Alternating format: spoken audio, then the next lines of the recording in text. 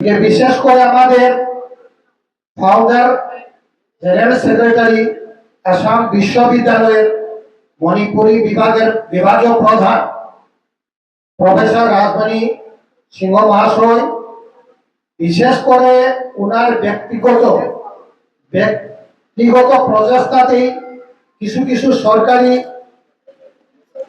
আর্থিক অনুদান সাথে সাথে আমাদের সমাজের বিভিন্ন স্তরের আর্থিক অনুদানের দ্বারা এটা স্থাপিত হয়েছে। আমাদের ইতিমধ্যে আমরা সাংসদ মহাশয়কে একটা মেমোরান্ডামের মাধ্যমে এখানের অভাবগুলো আংশিকভাবে পূরণ করার জন্য আমরা মেমোরান্ডাম দিয়েছি। উনি ওনার বক্তব্যে সাহায্য করারও কথা দিয়েছেন। আর আমরা আশা করছি নিশ্চয় আমাদের মাননীয় সাংসদ মহাশয় এত অঞ্চলের জনপ্রিয় লোকনেতা, আজকের এই সভার মধ্যমণি এবং মুখ্য অতিথি আমার শিলচরের সাংসদ শ্রীযুক্ত পরিমল মহাশয় নিশ্চয় আমাদের বরাক মিউজিয়াম এন্ড লাইব্রেরিকে কৃপা দৃষ্টি রাখবেন বলে আমি আশা করছি। আপনারা এখানে আসার সময় এই যে প্রতিকূল আবহাওয়ার জন্য রাস্তার খারাপ অবস্থার জন্য আপনারা নিশ্চয় বিব্রত বোধ করেছেন।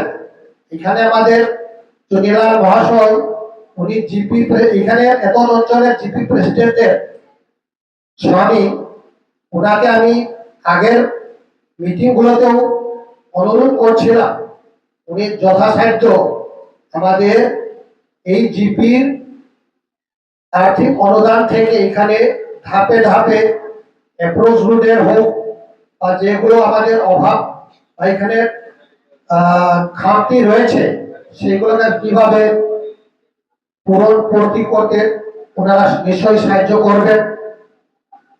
আমি আর বিশেষ দীর্ঘায়িত করব না। এখানে আমাদের বিভিন্ন সম্প্রদায়ের আমাদের লোকশিল্পীরা এখানে উপস্থিত আছেন। বিভিন্ন লোকসঙ্গীত, নৃত্য এগুলো আপনার পরিবেশন করবেন। আপনারাও এটা উপভোগ করার জন্য আগ্রহে অপেক্ষা করছেন। আমি সর্বশেষে আমি আর বিশেষ দীর্ঘায়িত না করে সবাইকে এই বরাক মিউজিয়াম এবং লাইব্রেরিকে কৃপা দৃষ্টি দিয়ে এইটাকে পুনরূপ অর্জন করতে আপনারা যথাসাধ্য সাহায্য করে আমাদেরকে আমাদের উদ্দেশ্য পূরণ করতে সাহায্য করবেন বলে আমি আশাবাদী। এই আশা রেখে আমি উপস্থিত সবাইকে আমার আন্তরিক শ্রদ্ধা এবং ধন্যবাদ জানিয়ে এবং আজকের এই সাংস্কৃতিক উৎসবের বিভিন্ন আইটেমগুলো আপনার উপভোগ করার জন্য নিমন্ত্রণ জানিয়ে আমি আমার সভাপতির সংক্ষিপ্ত ভাষণ এখানে শেষ করলাম। নমস্কার, ধন্যবাদ।